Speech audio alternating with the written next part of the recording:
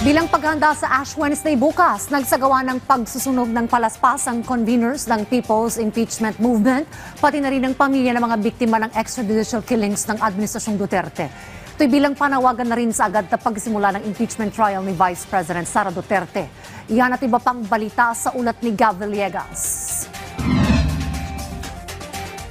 Sinunog ng mga conveners ng People's Impeachment Movement kasama ang mga biktima ng extrajudicial killings noong nakaraang administrasyon ang mga palaspas na gagamitin para sa Ash Wednesday bukas.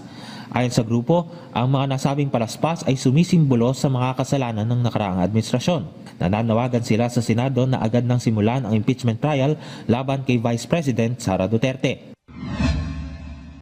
Inaasahan na sa huling quarter ng taon ay lalabas na ang resulta ng pagpunta ng prestiyosong Michelin Guide dito sa Pilipinas, partikular sa Metro Manila at Cebu.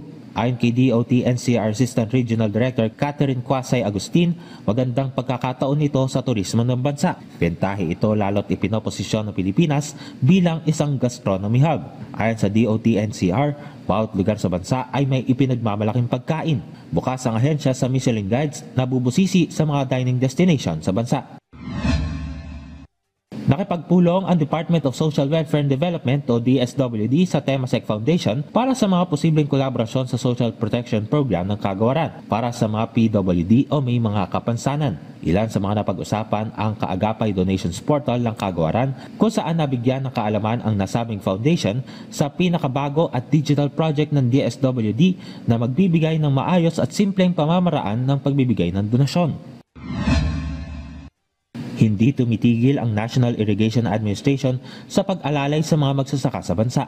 Sa programang Mike Abe Live, sinabi ni NIA Administrator Engineer Eduardo Guillen na kabilang sa kanilang mga aksyon ay ang paglilipat ng cropping calendar o ang schedule ng pagtatanim at pag-aani ng mga pananim na sinimulan nila ngayong taon.